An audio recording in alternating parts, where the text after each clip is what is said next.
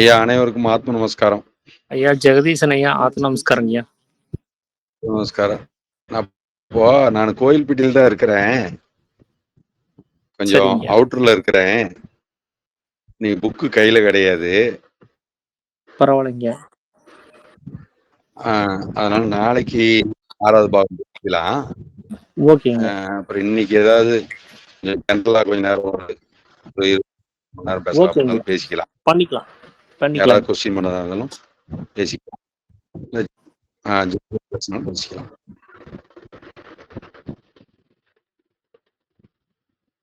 யாராவது சொல்றாங்களா?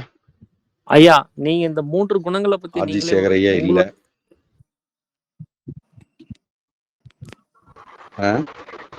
ஐயா ஆத்ம நமஸ்காரம் ஐயா. இருக்க ஐயா. 3 குணங்களை பத்தி நீங்களே கவனிக்கல. சொல்லிருக்கீங்க. அதாவது 3 குணங்களா? ஆமாங்கய்யா, சத்துவகுணம், ரஜோகுணம், தமோகுணம். இத பத்தின ஒரு எக்ஸ்பிளனேஷன் கொடுத்துருங்க. சரி, சந்தோஷம். சரி, அனைவருக்கும் ஆத்ம நமஸ்காரம். இப்போ நம்ம சாதாரணமா உலக வழக்குல புரிஞ்சுக்கிறதும் இருக்குது, ரொம்ப ஆழமான ஞானத்திலிருந்து புரிஞ்சுக்கிறதும் இருக்குது, சராசரியா புரிஞ்சுக்கிறதும் இருக்கு. சராசரினா ஒரு ஜென்ரலா எல்லா ஆன்மீகவாதிகளுமே சத்துவம்னா என்னது, ரஜம்னா என்னது, தமோனா என்னது அப்படின்னு புரிஞ்சுக்கிறாங்க இல்லையா? அது நம்ம சராசரியா புரிஞ்சுக்கிறது, ஆவரேஜா புரிஞ்சுக்கிறது அப்படிங்கிறத நம்ம எடுத்துக்கலாம். ஆனா மகா ஞானிகள் இந்த அகர உகர மகரத்தோட இந்த சத்துவ ரஜோ தமோவோ ஒப்பிடுறாங்க. அது அப்படிதான் அது வருது. அப்போ அது ஞானத்தோட ஆழத்தை குறிக்குது. அப்போ ரொம்ப சாதாரணமா உலகத்து ஜனங்க தமோ குணம்னா என்ன, ரஜோ குணம்னா என்ன, சத்துவ குணம்னா என்னன்னா அது ஒரு விதமா இருக்குது. அப்போ நம்ம 3 விதமே ஓரளவுக்கு நல்லா தெரிஞ்சா நல்லதுதான். சாமி இந்த உலகம்ங்கிறதே முக்குண வடிவம் தான் சொல்லிட்டார். அதாவது 3 குணங்களும் இல்லாம பண்ணது அப்படின்னா சிவபெருமான் முப்புறங்களை எரித்த பெருமான் அப்படின்னு சைவ சித்தாந்தம் சொல்லுது. எப்படி எரித்தாரு அப்படின்னு சொன்னா ஒரு புன்னகையால எரிச்சிட்டாரு அப்படின்னு. அதுக்கு என்ன சொல்றாங்கன்னா, தங்கக்கோட்டை அப்படின்னா அது சாத்வீக குணம், இரும்பு கோட்டை அப்படின்னா தமோ குணம், வெள்ளிக்கோட்டை அப்படின்னா அது ரஜோகுணம். இப்ப இந்த 3மே, இந்த 3 கோட்டையும் இருக்குது. இந்த 3 கோட்டையுமே ஒரே ஒரு புன்னகையினால சிவபெருமான் எரித்து விட்டார், இல்லாமல் செய்து விட்டார். அப்போ சாதாரணமா என்ன சொல்லுவாங்கன்னா, பிணஞ்சுடு களி போல சாத்வீக குணத்தையும் நாம் அதில் வைத்து விட வேண்டும்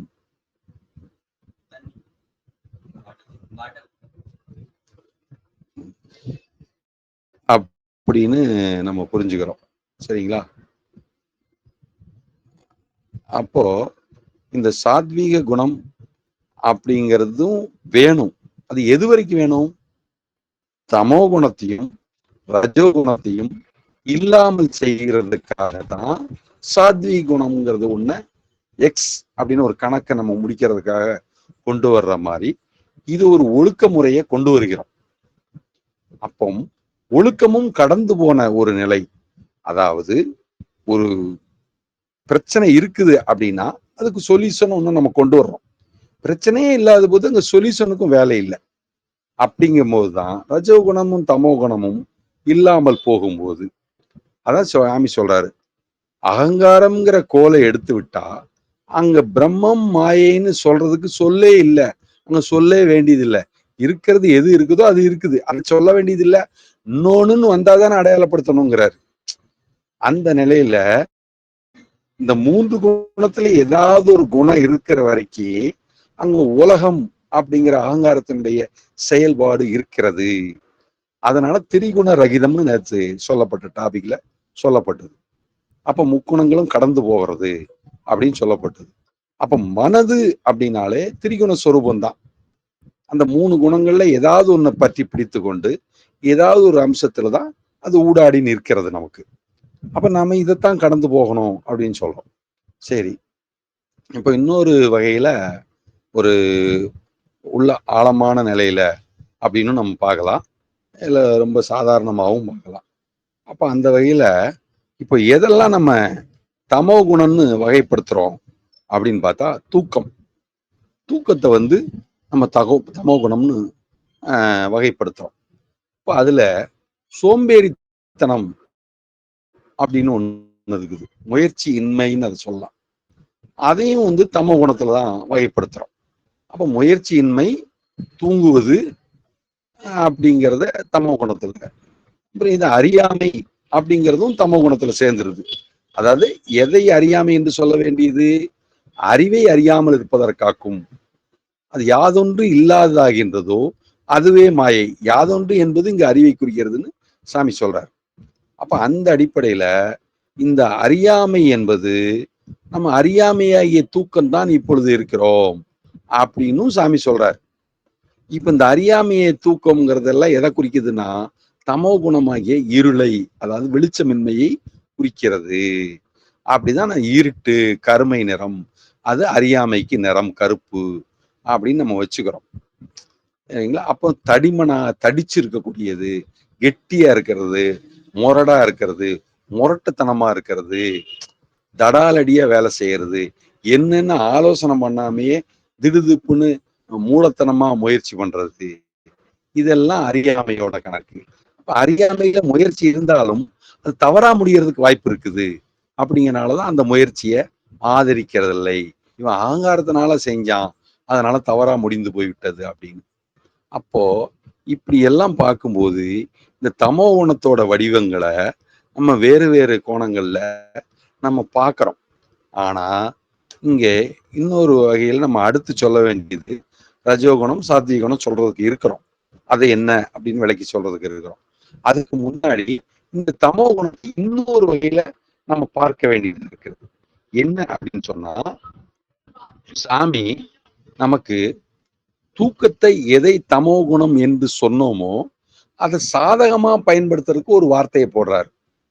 ஏங்க, தூங்கும் போதுதான் நம்ம ஈஸ்வரனா இருக்கிறோம், அப்ப நீங்க தூக்கத்தை போய் தமோ குணம்னு சொல்றீங்களே அப்படின்னு கணக்கு வருது. அப்போ அறியாமையாகிய தூக்கமும் தவறுதான், அது வந்து தமோ குணம்தான் அப்படின்னு வந்துருது. அப்போ எங்க அறிவை அறியாமல் இருக்கிறோம்? தூக்கத்துல அறிவை அறியாமத்தான் இருக்கிறோம். ஆனா எந்த நிலையில் இருக்கிறோம்? ஈஸ்வர நிலையில இருக்கிறோம். அப்ப அறிவை அறிஞ்சிட்டா இருக்கிறோம். நம்ம உணர்வு உணர்ந்திருக்கிறோமா? இல்லையே, உணர்வு இல்லையே. உணர்வு இருக்கிறதா இருந்தா இருக்கணும்ல, இல்லையே. சரி, ரஜோகுண உணர்வுன்னு சொல்றீங்களா? இல்லையே, ரஜோகுண உணர்வு சொல்ல. சரி, சாத்வீக உணர்வுன்னு சொல்றீங்களா? இல்ல, சாத்வீக உணர்வையும் சொல்லல. அப்ப சாமி எதை உணர்வுன்னு சொல்றாரோ அந்த உணர்வை நான் சொல்றேன். அப்ப அந்த உணர்வு எங்க இல்ல? தூக்கத்துல. அதைத்தான் சாமி சொல்றாரு. தூங்கும் போது இருக்கிற கதி உங்களுக்கு விழித்திருக்கும் போது கிடைக்க வேண்டும், அதுதான் சரியான கதி அப்படிங்கிறார். அப்ப எதை பாதகம்னு சொன்னீங்களோ அங்க என்ன இல்ல? விழிப்பு உணர்வுன்னு ஒண்ணு இல்லை. அதாவது விழிப்பு உணர்வு, இந்த ரெண்டு அங்க இல்லாம இருக்கு. அப்ப தன்னுணர்வாகிய ஜாக்கிரதை இல்லை. யாருக்கு ஜாக்கிரதை இல்லை? மனதுக்கா ஜாக்கிரதை இல்லை அப்படி சொல்றதா? மனதுக்கு ஜாக்கிரதை இல்லைன்னா அதை பத்தி பிரச்சனையே இல்லையே. சரி, அப்புறம் அகங்காரத்துக்கு ஜாக்கிரதை இல்லையா? இல்லையே, அதை பத்தியும் பிரச்சனை இல்லை. அகங்கார ஜாக்கிரதை, ஜீவனுக்கு ஜாக்கிரதை இல்லாம போயிடுச்சு. அப்ப ஜீவனுக்கு ஜாக்கிரதை இருந்திருந்தா, அப்ப ஜீவனுக்கு ஜாக்கிரதை வர்றதுக்கு அது எங்க மைனஸ் இல்லைன்னா, யாரோ ஒரு தப்பிதமான ஆளுகிட்ட நம்ம பொறுப்பான வேலையை பொறுப்பற்றவர் கையில ஒப்படைச்ச மாதிரி இந்த மனது கையில சில விஷயங்களை ஜீவன் கொடுத்துருச்சு. அதுல இருந்து அது தன்னை மீட்க முடியல. ஏன்னா பொறுப்பு அங்க ஒப்படைச்சிருச்சு இல்லையா, அக்ரிமெண்ட் இருக்குது இல்லையா. அந்த மாதிரி அதே மனது நாயவனா நாய் வாழையவன்னு ஒரு பழமொழி இருக்குது. அந்த மாதிரி மனது என்ன பண்ணிருச்சு, தான் வெளியில போய் மாட்டிக்கூடாது, ஒரு ஆள் வச்சு பண்ணலாம் அப்படிங்கிற மாதிரி அகங்காரங்கிற ஆளை நியமிச்சிருச்சு. இப்போ இந்த நியமித்தவரு ரஜோகுண ஆளு, நியமிக்கப்பட்ட வாள் ஆகிய நியமிக்கப்பட்ட நபர் அகங்காரம் ஆகிய ஆளு. அப்போ முதல்ல ஜீவன் யாரை நியமிச்சது? மனசுங்கிற விவரம் தெரிஞ்ச ஆளை நியமிச்சது. அது கொஞ்சம் விவரம் கம்மியான ஆளை நியமிச்சிருச்சு. அப்போ ரெண்டு பேருமே தன்னிலிருந்து விவரம் குறைஞ்சாலத்தான் 2 பேருமே நியமிச்சிருக்கிறாங்க. அப்போ இங்க என்ன இல்ல, தன்னுணர்வுங்கிற விழிப்புணர்வு இல்லை. அப்ப முதல்ல அது யாருக்கு வரணும் அப்படின்னா, இந்த ஜீவனுக்கு தன்னுணர்வு வரணும்னா இந்த மனதுன்னு நடுவுல ஒண்ணு இருக்குதே, அது ரிப்போர்ட் கொண்டு வந்து கொடுத்தாகணும்.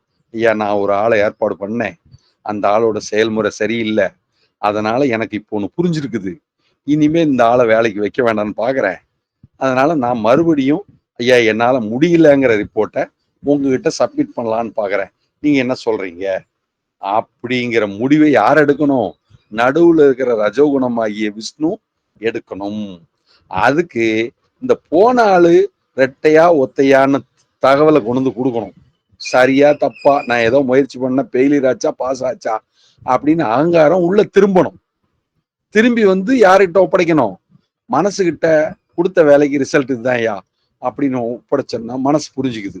ஓஹோ, உன்னால சரியா செய்ய முடியாதுங்க, நான் புரிஞ்சுக்கிட்டேன், நானும் அந்த வேலைக்கு வெளியில நின்று களத்துல நின்று களமாட முடியாதுன்னு தெரிஞ்சுக்கிட்டேன், அதனால நான் ஓனர்கிட்டயே போய் இந்த விஷயத்த உண்மையை சொல்லிடுறேன், அப்புறம் அவரு அதுக்கு என்ன ஏற்பாடு பண்ணணுமோ பண்ணிக்கிட்டோம் அப்படின்னு ரிவர்ஸ்ல அகங்காரம் ரிவர்ஸ்ல கால் வைக்குது.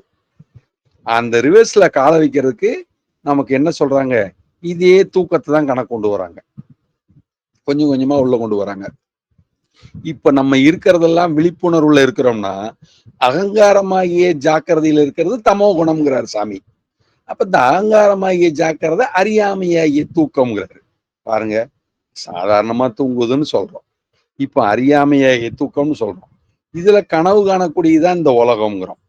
அப்போ இந்த அறியாமையாகிய அகங்காரத்தினுடைய ஜாக்கிரதையாகிய தூக்கம், அகங்காரத்தினுடைய ஜாக்கிரதையை தான் தூக்கம்னு சொல்லப்படுது. அப்ப அதுதான் வெளி உலகம்னு சொல்லப்படுது, உலகம்னு சொல்லப்படுது. அதாவது காண்பது கேட்பது அறிவதுன்னு புலன்கள் எதெல்லாம் செய்கின்றதோ இதெல்லாம் தமோ குண வசப்பட்டே இருக்கின்றது. அது அகங்காரத்தின் மூலமாகவே நடக்கிறது. ஐயா, இதே இவ்வளவு நேரம் சொல்லிட்டீங்க, இன்னும் ரஜோகுணத்துக்கும் சாத்திய குணத்துக்கும் எங்க நேரம் கொடுக்க போறீங்க அப்படின்னா, இதுதான் பிரச்சனைக்குள்ளது. இந்த பிரச்சனையே என்னன்னு நீங்க புரிஞ்சுட்டீங்கனாலே அடுத்து மனசுனால பெரிய பிரச்சனை கிடையாது. அது அழகா சுகமா போய் எங்க ஜீவன் கிட்ட வந்து, ஐயா என்னோட நிலைமை இவ்வளவுதான், நீங்க பார்த்து என்ன முடிவெல்லாம் எடுங்க அப்படின்னு நல்ல பிள்ளையா வந்து சேர்ந்துரும். சரிங்களா? அப்படி அப்புறம் அதுக்கப்புறம் அந்த சக்தியோட சேர்க்கையினால ஜீவனும் சரி இப்ப நம்ம செய்ய வேண்டியது என்ன அப்படிங்கிற விழிப்புணர்வை ஜீவன் அடைஞ்சு தன்னுடைய ஈஸ்வர தன்மையை நிலைநாட்டி கொள்ளும். சரிங்களா? இப்போ அதனாலதான் நம்மளுக்கு போக வேண்டியது இந்த அறியாமையாகிய தூக்கம்தான் ஒரு பிடிப்பை உண்டாக்கி இருக்கிறது. என்ன பிடிப்பை உண்டாக்கி இருக்கிறது? யான் எனது, ராகம் துவேஷம், காம குரோத லோப மோக மதம் ஆச்சரியம் அப்படின்னு 8 விதமான கெட்ட குணங்களையும் உண்டாக்கி இருக்கிறது. இவைகளிலிருந்து வெளியே வர வேண்டுமானால் அகங்காரம் என்கிற முடிச்சு அவிழ்க்கப்பட வேண்டும். இந்த அகங்காரத்தினுடைய ஜாக்கிரதை கலைக்கப்பட வேண்டும். இந்த சட்டசபை கலைஞ்சுன்னு சொல்றாங்கல்ல, அந்த மாதிரி இது சபை கலைஞ்சு போச்சுன்னு சொல்றாங்கல்ல, அந்த மாதிரி கலைக்கப்பட வேண்டும், கலை எடுக்கப்பட வேண்டும்ங்கிற மாதிரி வருது. அப்ப எப்படிங்க இந்த அகங்காரத்தை கலைக்கிறது, இல்லாம பண்றது அப்படின்னா, விவேகம் என்ற அக்கினியை கொண்டு இந்த மாயையாகிய சலனத்திலிருந்து உண்டான இந்த மனதிலிருந்து படைக்கப்பட்ட அகங்காரத்தை பின்வாங்க செய்ய முடியும். அது உங்களுடைய ஞான புரிதல் மூலியமாக, மஸ்தக ஞானம் மூலியமாக, விவேகம் என்ற அக்கினி உதிப்பதன் மூலமாக, ஞான விசாரத்தின் மூலமாக அப்படின்னு சாமி சொல்றாரு. அப்பதான் அகங்காரங்கிற முடிச்ச சரியான புரிதல் மூலியமாக நீங்க கொண்ட முடியும். அப்ப அடியில இருக்கிற உப்பை காண முடியும். அப்ப மாயையை சுண்ட செய்யாம விவேகம் என்ற அக்கினி கொண்டு எரிக்காமல் முடியாது அப்படின்னு சொல்றாரு. அப்போ அகங்காரங்கிற முடிச்சு அவிழ்த்தாச்சுன்னா எல்லா பிரச்சனையும் முடிவுக்கு வந்துவிடும் அப்படிங்கிறதா. அப்ப இருள் போச்சுன்னா அங்க ஒளி இயல்பாவே இருந்துரும். அந்த ஒளியை இன்னும் சிறப்பாக்க முடியும். அதை பத்தி ஒன்றும் பிரச்சனை இல்லை.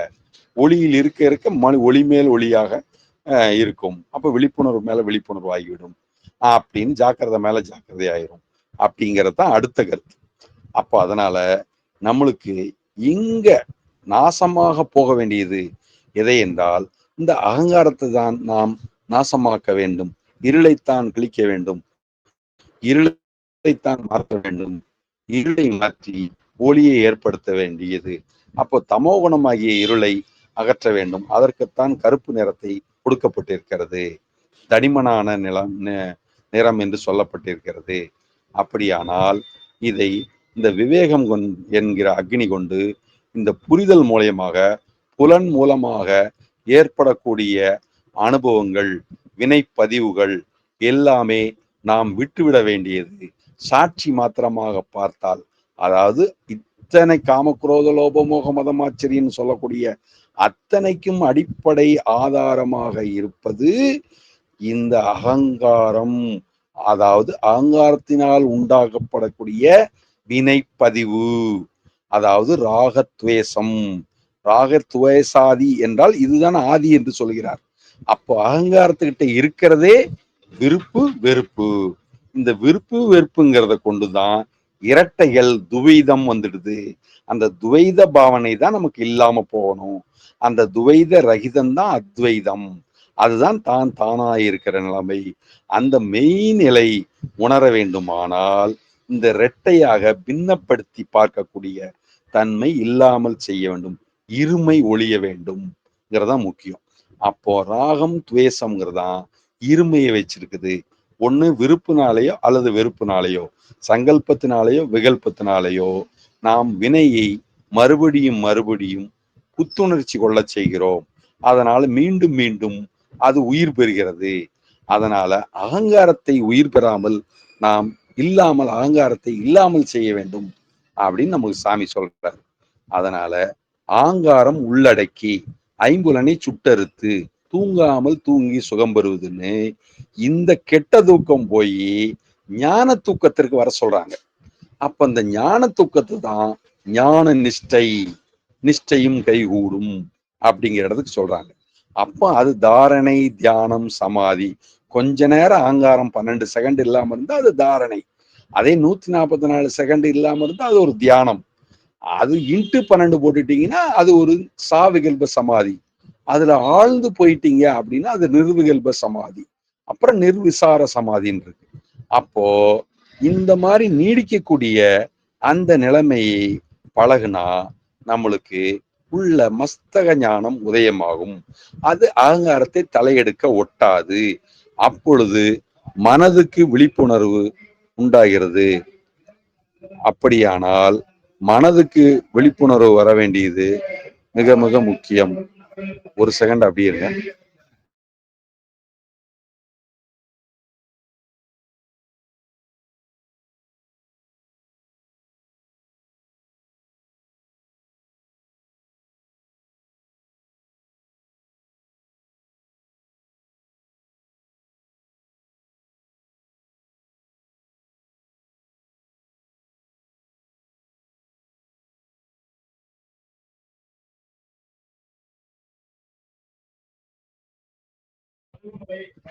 இந்த வண்டி பிரச்சார வண்டி போனதுனால தடையாயிடுச்சு. சரிங்களா? அப்ப தமோ குணத்தோட தடை மாதிரி வச்சுக்கலாம். சரிங்களா? அப்புறம் இந்த மாதிரி நம்ம அந்த அகங்காரம் தான் உள்ளடக்கி போறதுக்கு சொல்றாரு. அப்ப ஐம்புலனை சுட்டறுத்து தூங்காமல் தூங்கி சுகம் வருதுன்னா அந்த நிஷ்டை. அப்ப அந்த பரிபூரண நிஷ்டைக்கு நம்ம பழகணும். அப்ப ஞான நிஷ்டையைத்தான் சாமி பழக சொல்றாரு. அப்ப இந்த ஞான நிஷ்டையில தான் மஸ்தக ஞானம் தெளிவு பிறக்கிறது. தெளிவுதான் தேவுடு அப்படின்னு சொல்லுவாங்க. அப்ப தெளிநின்ற ஞானம் திகழ்கின்றது என்ன திருவுளமோ ஒளி நின்ற கோணங்கள் 9 மேவி உரைபவளை அப்படின்னு அபிராமி பெற்று பாடுறாரு. அப்போ இந்த இடத்துல ஒளி வெளியாகி இருக்கும் முந்தன் அருள் எதுன்றாரு. இந்த மஸ்தக ஞானங்கிறதே அருள் தான். அவன் அருளாலே அவன் தாள் வணங்கி அப்படின்னு அதான் சொல்றாங்க.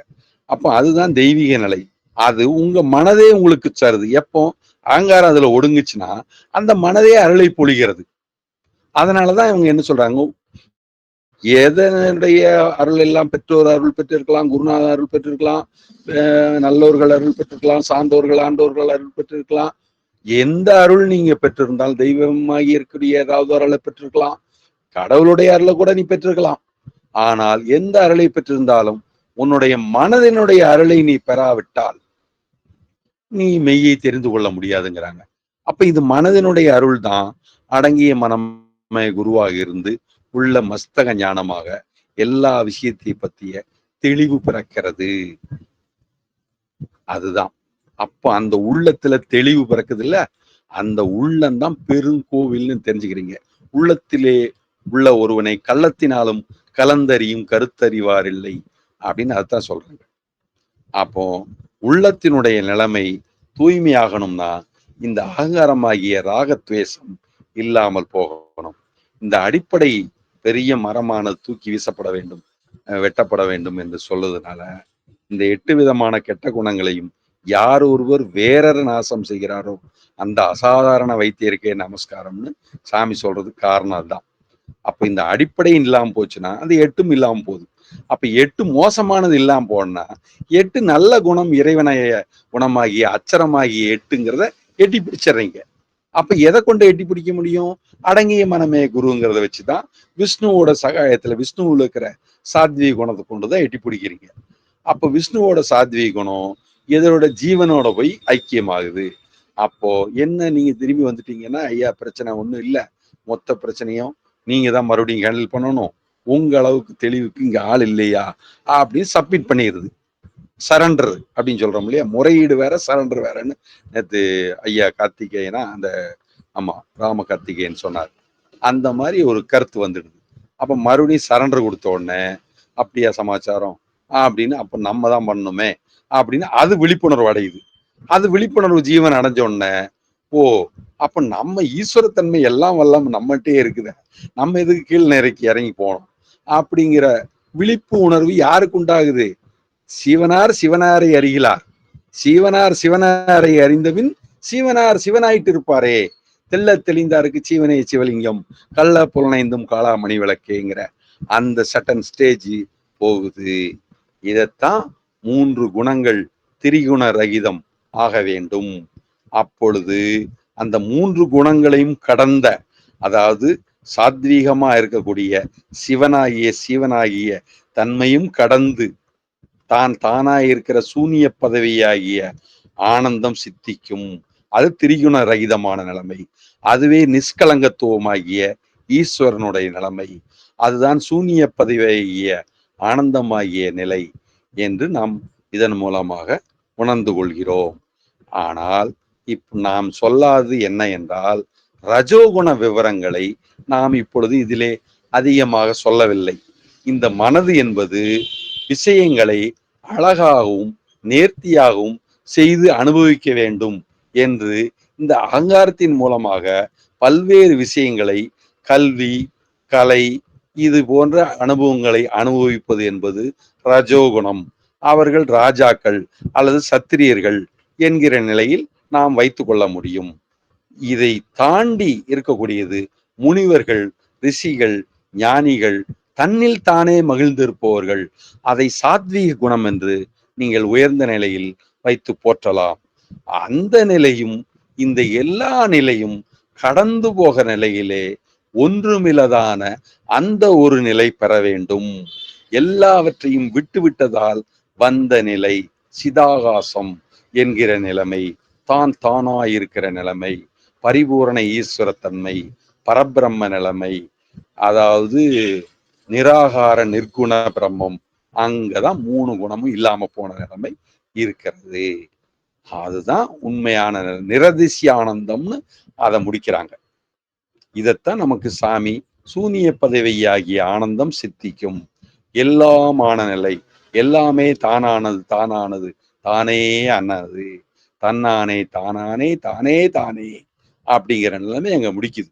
இதைத்தான் பாடல்கள் கூட தானே தன்னானே தனனானே தானதான தன்னானே தனனானே தன்னை தன்னானே தன்னைத்தானே தானே தனக்குத்தானே தானே தனக்கு ஆதாரம், இப்படி எல்லாம் கொண்டு வராங்க. அப்ப இசைத்துறையிலிருந்து எதை நீங்க கொண்டு வந்தாலும் எந்த கோணத்துல பார்த்தாலும் தான் தானா இருக்கிற நிலைமை சாத்வீக குணத்துல கொஞ்சம் வெளிப்படுது. அப்போ அந்த சாத்வீக குணமும் கடந்து போனாதான் அது அதுவாக இருக்கிற தன்மை ஏற்படுகிறது. அப்போ செத்ததின் வயிற்றில் சிறியது பிறந்தால் எத்தை தின்று எங்கே கிடக்கும் அப்படின்னு திருநெல்வேலியில இருக்கிற ஆழ்வார்குறிச்சியில இருக்கிற புளியமர பொந்துல இருந்த சாமி கிட்ட மதுரகவி ஆழ்வார், நம்மாழ்வார்கிட்ட மதுரகவி ஆழ்வார் கேட்கிறாரு, அதுக்கு அத்தை தின்று அங்கே கிடக்கும், அதுவே அதுவானால் அதுவே அதுக்கு சொல்லும்.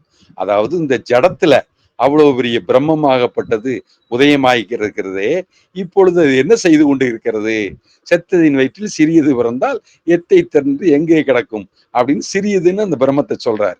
மிகவும் சிறியவற்றிலிருந்துதான் இவ்வளவு பெரிய உலகம் உண்டானதுன்னு சாமி சொல்றாரு இல்லையா? நமக்கு எது வேண்டுமானாலும் உள்ளிலிருந்து தான் இவ்வளவு பெரிய விஷயம் உண்டானது. நமக்கு வெளி வேண்டுமானாலும் உள் வேண்டுமானாலும் உள்தான் உண்டாக்க வேண்டியது. அதான் உள்ளாம் கட உள் என்றுதான் சொல்லியிருக்கிறார்கள். அதனால் அத்தை தின்று அங்கே கிடக்கும் என்று எளிய பதிலை சொன்ன உடனே மதுரகவி ஆழ்வார் மகிழ்ந்தார். அப்படிப்பட்ட அந்த உண்மைதான் நாமும் அனுபவிக்க வேண்டியது.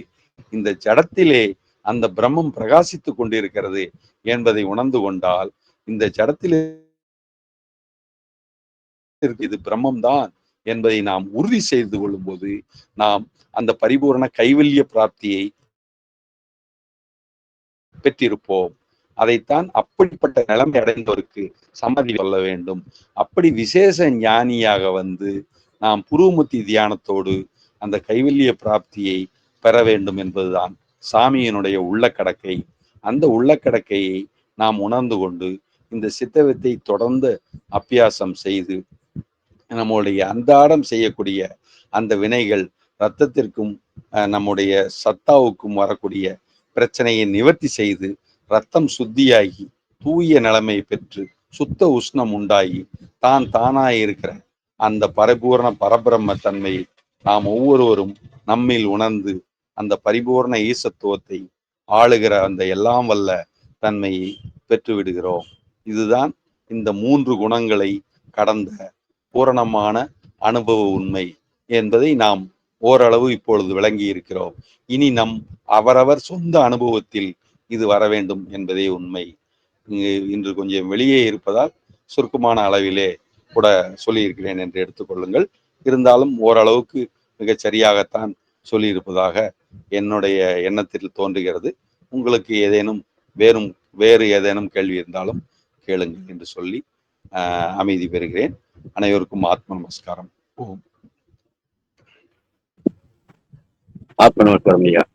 ஆத்ம ஐயா, நீங்க நமஸ்காரம். சொல்லும் போது சாத்வீக நிலைய கடந்து இருக்கணும்னு சொன்னீங்க, அது எப்படி ஐயா? அது அதுதான் சொன்னேன். சாத்வீக குணத்தை கடந்து இருக்கிறதுனா குணம் குறியில்லை, நிர்குணம்னு சொன்னேன். அப்ப நிராகார நிர்குணம் நிரதிசி ஆனந்தம்னு, அது வெளி, தூய வெளி, வெளிக்குள் வெளி கடந்து சும்மா இருக்கும் சுகம்.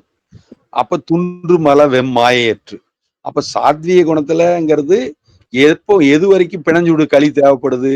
இன்னும் மிச்ச மீதி குணம் இருக்குதுங்கிற வரைக்கும் தான். மிச்ச மீதி குணமும் இல்லைன்னு தெரிஞ்ச உடனே எல்லாமே எரிஞ்சு போச்சுன்னு சொன்ன உடனே இந்த களியும் தேவையில்லை இல்லையா? அதையும் அதே நெருப்பில் போட்டு விடுறது. அப்ப நெருப்பு எல்லாத்தையும் எரிச்சு தானும் இல்லாமல் போய் விடுகிறது அல்லவா? அந்த மாதிரி சாத்வீக குணமும் இல்லாமல் போகணும்னு சொன்னேன். சரிதானே ஐயா? ஐயா, இப்போ சித்தர்கள் வந்து சாத்வீக குணம் தானே? அதாவது சாத்வீக குணத்துல நமக்கு இருக்கிறதாக நமக்கு அடையாளம் காட்டப்படுகிறது. நாமும் சாத்வீக குணத்துல இருந்தாதான் அதை உணர்றோம். ஆமா, ஓகே. நமக்கு சாத்வீக குணம் இல்லைன்னா அவங்க சாத்வீக குணத்துல இருக்கு நமக்கு தெரியாது. நாம யாரோ ஒரு பேமானி உட்கார்ந்து இருக்கிறான், தண்ணியை போட்டு தூங்குறான் அப்படிதான் நினைச்சிட்டு இருப்போம். இந்த பைத்தியக்காரனா இருக்கிறான், இந்த குழந்தைத்தனமா பண்றான், ரொம்ப மோசமாட்டு இருக்குது இவன் அப்படின்னு நினைப்போம். அப்ப நமக்கு சாத்வீக அனுபவம் இருந்தா ஆகா மகா ஞானி அல்லவா நமக்கு உணர முடியும். அப்ப அவங்க சத்துவத்துல இருக்கிறாங்களா தமோல இருக்கிறாங்களா அப்படின்னு எந்த குணத்துல இருந்தாலும் அதை அவங்கள பாதிக்காம அவங்க பாத்துக்கிறாங்க. அவங்க வேணுங்கும் போது சத்துவத்தை சுலபமா கடந்துருவாங்க. என்ன சொல்றாங்கன்னா, பிணஞ்சுடு களி பெரிய பிரச்சனை இல்ல, பிணம்தான் பிரச்சனை. அப்ப பிணம் போட்டு நீங்க எரிச்சு முடிச்சிடுறீங்க. இந்த களி ஒரு மேட்டை கிடையாது. அதனால என்ன காரியம் நடக்கணுமோ அது இந்த களியை வச்சு முடிச்சிட்டீங்க. இனி இந்த வாசனை உள்ள அந்த களி எதுக்கு உங்களுக்கு?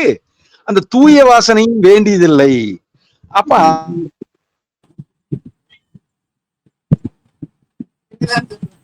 சாத்வீகத்தையும் கடந்து போங்க. அதனாலதான் அஞ்ஞானம் இருக்கிற வரைக்கும் ஞானம் வேணும். அஞ்ஞானம் கடந்த பிறகு நீ ஞான அஞ்ஞானங்களை கடந்து போ அப்படின்னு ராமன் லட்சுமணனுக்கு சொல்றாரு. அது மாதிரி சாத்வீக குணமும் பரிபூரண ஞானம், அந்த ஞானமும் கடந்து போன தான் தானா இருக்கிற அந்த ஆனந்தம் மாத்திரம் இருக்கிற நிலைமை. இன்னும் சுருக்கமா சொல்றதா இருந்தா போகத்தின் போது சிந்தனை பண்ணா அது போகத்தில் கிடைக்கக்கூடிய அனுபவத்திற்கு தடையாக ஏற்படுகிறது. அதாவது ஒரு மாம்பழத்தை சுவைச்சிட்டு இருக்கிறவன் உம்னு சொன்னா கூட அந்த சுவைக்கு இன்பத்துக்கு தடை தான் உண்டு பண்ணுது. அதனாலதான் நான் இருக்கிறேன் என்று சொல்வதற்கு கூட அங்கு ஆள் இல்லைன்னு ஆதிசங்கரர் அந்த பரிபூரண நிலையை பத்தி சொல்லும்போது நிர்விகல்ப சமாதியில சொல்றாரு. அந்த அளவுல நாம சூன்ய பதவியாகிய ஆனந்தம் சித்திக்கும். அங்க நபர் ஆள் அப்படின்னு ஒரு அடையாளப்படுத்துறதுக்கு எந்த அடையாளம் இல்லைன்னு புத்தரும் அடையாளப்படுத்த வேண்டியது இல்லைன்னு அவரும் சொல்றாரு. அந்த வகையில நீ உங்களுக்கு இது புரிஞ்சிருக்கும்னு நம்புறேன் ஐயா. அப்புறம் ரஜோகுணம் பத்தி சொல்லுனீங்க. இப்போ எம்பிபிஎஸ் படிக்கிறானா அதுவும் ரஜோகுணம் தானே? எம்பிபிஎஸ் படிக்கிறவன் தமோ குணம் இருக்கிறவனும் படிக்கிறான் ஐயா. சரி, இல்ல அந்த படிப்பு ஆசை வருது ரஜோகுணம் தானே? ஆசை வருது, படிக்க வேணும் சொல்றேன். 3 குணம் இருக்கிறவங்களும் படிக்கிறாங்க. 3 குணம் இருக்கிறவங்க ஒருத்தன் மாட்டு டாக்டரா போயிடுறான். ஆமா. ஒருத்தன் வந்து நியூரோ ஸ்பெஷலிஸ்டா போயிடுறான். புரியுதுங்களா? ஒருத்தன் போஸ்ட்மார்ட்டம் பண்றதுக்கு போயிடுறான். ஆமா. அப்ப இது பல்வேறு இதுல அது இருக்குது. அதுல குணம் வேறுபயேஷன் இருக்குது. அதனால பொதுவா ஒரு சப்ஜெக்ட வச்சுட்டு அதனால இவங்க போனாங்கன்னு சொல்ல முடியாது. ஆனா என்ன அப்படின்னா அவங்க என்ன குணத்துல வேணாலும் இருக்கலாம். ஆனா அங்க போய் அவங்க குணம் அங்க வெளிப்படும். அதாவது 3 குணமும் சேர்ந்ததுதான் மனது. அப்போ அதுல ஆரம்பத்துல அவங்க அப்பா அம்மா இருந்திருப்பாங்க. அவங்க ரஜோ குணத்தோட வேகத்துல இந்த குழந்தைய பெற்றிருப்பாங்க. அவங்க அந்த குழந்தையை பெறும்போது கருத்தரிக்கும் போது அவங்களுக்கு ரஜோகுணம் மிகுந்திருக்கும். அப்ப இந்த குழந்தையில அந்த ரஜோகுணம் மிகுந்திருக்கும். அதுக்காக தமோ குணம் சாத்திய குணம் இல்லைன்னு சொல்ல முடியாது. அந்த வித்தியாசம் கொஞ்சம் குறைஞ்சிருக்கும். ஆனா தமோ குணம் இருக்கிற அப்பா குழந்தைய பெற்றவங்களும் டாக்டருக்கு படிக்க வைக்கிற ரஜோகுணம் அந்த நேரத்துல ஏற்பட்டா படிக்க வைக்கிறாங்க. அப்ப அவங்க காசை கொடுத்து கூட பாஸ் பண்ண வைக்கிறாங்க. அப்ப அவரும் கொஞ்சம் முயற்சி பண்ணி அந்த நேரத்துல ரஜோகுணம் வந்துச்சுன்னா கொஞ்சம் படிக்கிறாரு. கொஞ்சம் சாத்திய குணம் வந்துச்சுன்னா நல்ல டாக்டராவும் பேர் வாங்குறாரு. பின்னாலையும் அந்த குணம் வெளிப்படுறதுக்கான வாய்ப்பு இருக்குதுயா. இருந்தாலும் குணம் இருக்கிற வரைக்கும் உலகம் தான் அது. இப்போ ஐயா சித்தர்கள் வந்து மகிழ்ச்சியை உள்ளுக்குள்ளாரே தர்றாங்க. இப்போ நம்மளால என்ன பண்றோம், இதை படிச்சு பெரிய ஆளாகும் அதுல மகிழ்ச்சியை தர்றோம். கரெக்டுங்களா? அப்ப அது வந்து ரஜோ குணம் தானே? இல்ல இல்ல, சாத்வி குணத்திலையும் நீங்க மகிழ்ச்சியா இருக்கிறீங்க. ஒரு ஐயர் வந்து பூஜை பண்றாருன்னு வச்சுக்கோங்க. அப்ப உங்களுக்கு ஒண்ணுமே சாப்பிடறது கூட கிடைக்கல. ஆனா நீங்க அவர் பூஜை பண்றதை பார்த்து ரொம்ப மகிழ்வா எல்லாம் பிரமாதமா நடக்குது அப்படின்னு சந்தோஷமா பார்த்துட்டு இருக்கிறீங்க. அப்ப உங்களுக்கு அங்க ஆனந்தம் வந்துருது. சரி, அப்ப நீங்க ஒண்ணுமே சாப்பிடல, ஒண்ணுமே அனுபவிக்கல, என்ஜாய்மெண்ட் ஒண்ணுமே கிடைக்கல உங்களுக்கு. ஆனா உங்களுக்கு வந்து முதல்லயே அந்த முடிவு இருக்கு உங்ககிட்ட. அந்த சாத்வீக ஒண்ணு கொண்டு வந்தா நல்லது. அவர் ஐயர் சாத்வீக குணம் உடையவரு. அப்ப அவர் சாத்வீக குணம்னு வந்தாச்சுனாலே நமக்கு நன்மை உண்டாகும் நம்பிக்கை வந்துருச்சு. உங்களுக்கு நம்பிக்கை வர்றதே ஒரு சாத்வீக குணம் தான். அந்த நம்பிக்கையை ஆனந்தத்தை கொண்டு வந்துருச்சு. அதே மாதிரி நாம் அழிய மாட்டோங்கிற நம்பிக்கை முனிவர்கிட்டையும் ரிஷிகிட்டையும் இருக்குது. நம்பினோர் கைவிடப்படா 4 முறை திருப்புன்னு தான் சொல்றாங்க. அந்த பரிபூரண நம்பிக்கை, உன் விசுவாசம் உன்னை காத்ததுன்னு ஏசுனாருன்னு சொல்றாரு. அந்த நம்பிக்கை உறுதியான திடஞான சித்தம், திட சித்தம் வந்துருது அவங்களுக்கு. சலனம் இல்லாத சித்தத்துக்கு வந்துடுறாங்க. அதைத்தான் உங்களுக்கு சாத்வீக குணம் தான் கடைசி வரைக்கும் அவங்ககிட்ட இருக்குது. எப்ப உங்களுக்கு விதேக முக்தி, உடல் கடந்த நிலை, அப்போ உடல்ல இருக்கும் போதும் அந்த சாத்வீக குணத்தையும் கடந்த நிஷ்டைக்கு அவங்க போக முடியுது. அஞ்ஞானம் வரும்போது ஞானத்தினால தெளிவு பண்ணிக்கிறாங்க. இப்ப உதாரணத்திற்கு ஒருவனுக்கு ஏதேனும் கெட்ட சிந்தனை வருகிறது என்பது அறிவை கொண்டு தடுத்துக் கொள்ள வேண்டும் ராமகிருஷ்ண பரமஹம்சர் சொல்றாரு. ஏதாவது கெட்ட சிந்தனை வருது, அப்ப என்ன செய்யணும்? சின்ன சின்ன ஆசை வந்தா நிறைவேற்றி கொள்ளலாங்கிறாரு. ஒரு டீ சாப்பிடணும்னு ஆசை வருது இந்த மாதிரி, அது டீ சாப்பிட்டு தப்பு இல்ல. ஆனா ஒரு பேராசை வருது, இன்னைக்கு ஒரு 5 லட்சம் ரூபாய இந்த எலெக்ஷன் டயத்துல நமக்கு கிடைச்சா நல்லா இருக்கும் அப்படின்னு நான் ஒரு கற்பனை வளர்த்துறேன்னு வைங்க, சொல்லக்கூடாதுன்னு சொல்றேன். அப்ப கற்பனை வளர்த்துறேன்னு வைங்க, இது வந்து அறிவினால தடுத்து கொள்ள வேண்டும். அதனால பிரச்சனை தான் வரும். அதனால நான் அது புரிஞ்சு என்னோட அறிவினால இது தவறானது அப்படின்னு தடுத்து கொள்ள வேண்டும்ங்கிறாங்க. இப்படி அறிவினால விவேகத்தினால தடுத்து கொள்வார்கள் அப்படிங்கிறது தான் சாத்வீக குணத்துல இருக்கிறதுக்கு அடையாளம். அப்ப சாத்வீக குணம் உள்ளவர்கள் மிக கீழே இறங்கி வரமாட்டார்கள். ஏங்க அவர் செஞ்சிருக்க மாட்டாருங்க, அவர் நல்ல மனுஷனுங்க, அவர் இந்த அளவுக்கு வர்றதுக்கெல்லாம் வாய்ப்பு இல்லைங்க, அவர் செத்தாலும் அப்படி செய்ய மாட்டாருங்க. அதாவது சொல்லுவாங்க, சங்கு சுட்டாலும் வெள்ளை நிறம் மாறாது, மேன்மக்கள் மேல்மக்களே, பாலின் நிலம் பாலின் நிறம் ஒருபோதும் கருப்பாகாது அப்படின்னு சிதாகாச கையில நித்யானந்த சாமி கூட சொல்லுவாரு. என்ன அந்த மாதிரி நம்ம அந்த உயர்ந்த குணம்ங்கிறது கீழ்நிலைக்கு இறங்கி வராது. ஆனா அதுல தன்னில் தானே மகிழ்ந்திருப்பவர்கள் ஞானிகள்னா இந்த ஞானம் சாத்வீகத்தையும் கடந்து அவர்கள் மகிழ்ந்திருக்கிறார்கள். அதுதான் பிரம்மானந்தம்னு சொல்லப்படுது. அதுக்கு பொருளும் தேவையில்லை, விஷயமும் தேவையில்லை. அங்க பொருளும் விஷயம் எதுவுமே இல்லை. அங்க தானே தன்னில் தானே மகிழ்ந்திருப்பவன் ஞானிங்கிற வார்த்தை வருது.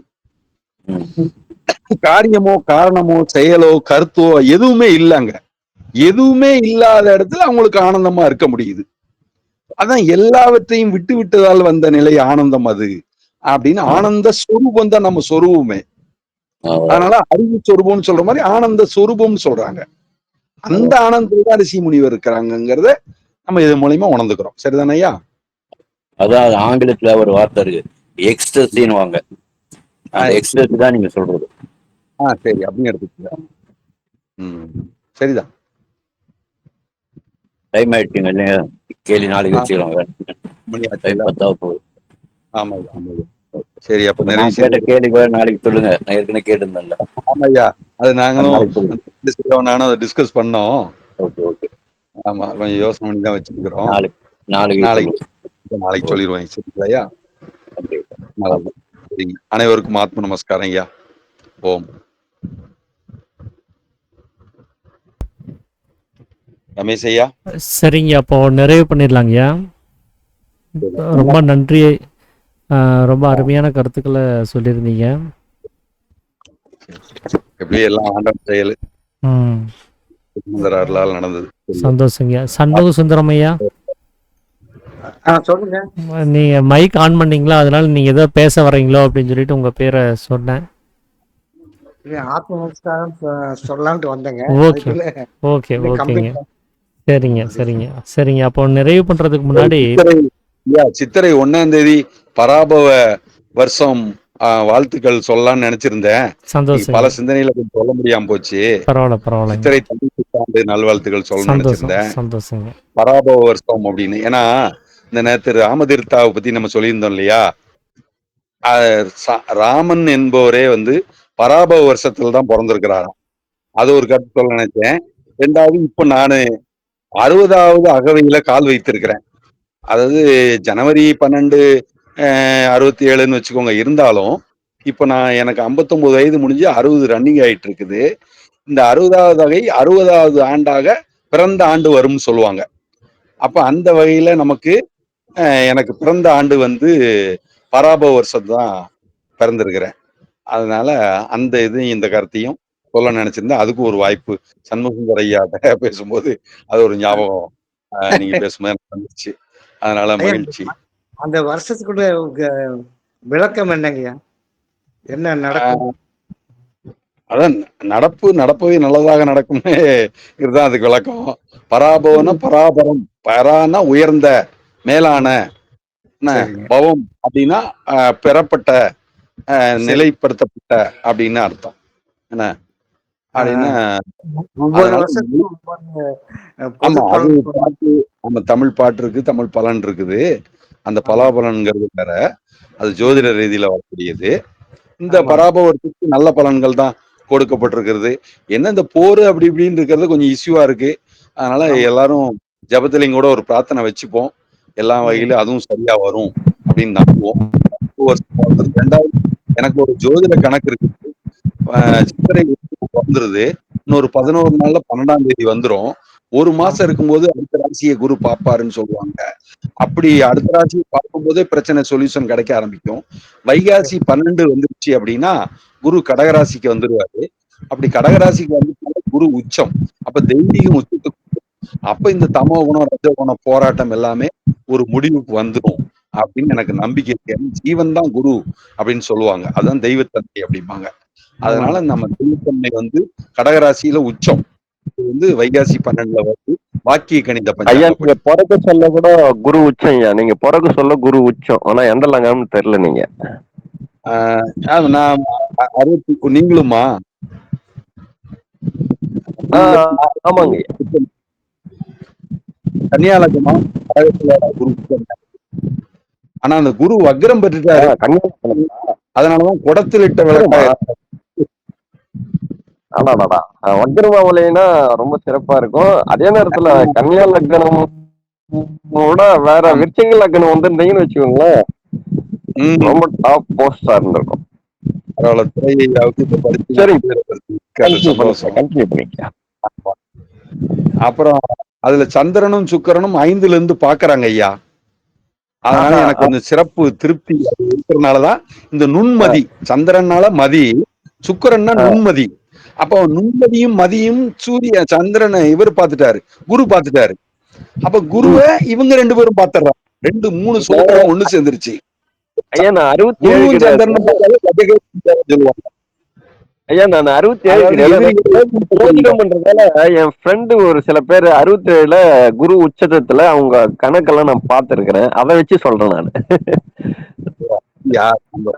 71 ஐயா நான். அப்படியா? சரி. அதனால ஆமா, இந்த மாதிரி நமக்கு சில இதுவும் புத்தியில ஞானத்துல இருக்கிற சம்பந்தப்பட்டது அப்படிங்கறதுனாலதான் இதையும் சொல்லலாம். ஏன்னா உலகத்துல சாந்தி சமாதானமும் ஏதாவது ஒரு வகையில நிலவணும் அப்படின்னு தான் நம்ம நோக்கம். அதனால இப்படி அந்த குரு நல்ல நிலைமைக்கு வந்தா அந்த அமைதி உண்டாகும்னு ஒரு நம்பிக்கை. இப்ப எல்லாரோட மனசும் ஒன்னா ஒரு நல்ல நம்பிக்கையை நினைச்சா ஒரு நன்மை உண்டாகும். அதனால கூட்டு பிரார்த்தனைக்கும் கூட்டு ஜபத்துக்கும் ஒரு மகிமை இருக்குன்னு சாமி சொன்ன மாதிரி அதை நம்ம நம்புவோம். அதனால நன்மையே விளையட்டும் பராபவ வருஷத்துலன்னு சொல்லி அனைவருக்கும் ஆத்ம நமஸ்காரம் கூறி அமைகின்றேன். ஓம். அனைவருக்கும் ஆத்ம நமஸ்காரம். ஓம். ஐயா ஜெகதீசன் ஐயா, நீங்கள் இன்னும் பல்லாண்டு நீடொலி வாழ்ந்து எங்களுக்கு நிறைய வழிகாட்டணுங்க ஐயா. வாழ்த்துக்களுக்கு நன்றி ஐயா. உங்களுக்கும் நன்றிங்க. நன்றிங்க ஐயா. விஞ்ஞானம் பழனி ஐயா, நன்றி. உங்களுக்கும் வாழ்த்துக்கள். ஆத்மா வணக்கம். வாழ்த்துக்கள். ரொம்ப ரொம்ப ஆத்ம நமஸ்காரங்க ஐயா. ஆத்ம நமஸ்காரம். ஆத்ம நமஸ்காரம். ஐயா ஜெகதீசன் ஐயா. சொல்லுங்க ஐயா. ஐயா இந்த ஒரு சின்ன இந்த சாத்விக குணம் சாத்விக குணத்தினால நம்ம இரவா நிலையை அடையலாம். ஞானப்பிதா அவ்வளோ சொல்லியும் கூட நம்ம அந்த சாத்விக குணத்துக்காக நம்ம அந்த நிலையை அடைய முடியல. இந்த ரஜோகுணமும் தமஸ் குணமும் நம்மளை போட்டு ஆட்டி படைக்குது. இதை பற்றி கொஞ்சம் ஒரு ஸ்பெஷலாக விளக்கமாக நாளைக்கு நீங்கள் ரெடி பண்ணிட்டு சொல்ல முடிஞ்சா சொல்லுங்க. எப்போ டைம் கிடைக்குதா அப்போ சொல்லுங்க.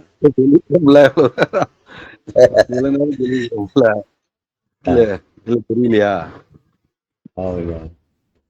நடைமுறையில சாத்விக குணத்தை எப்படி பயன்படுத்துறதுன்னு கேக்குறீங்களா? ஆமாங்க. ஏதோ ஒரு வழியில் நீங்க சொல்லுங்க.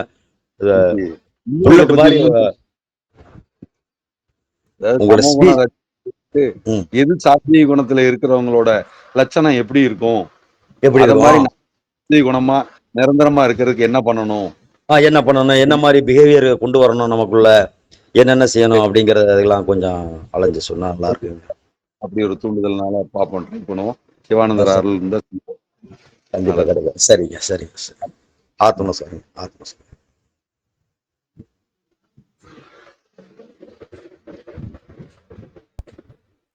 சரிங்கய்யா. அப்போ அனைவருக்கும் ஆத்ம நமஸ்காரம் ஐயா.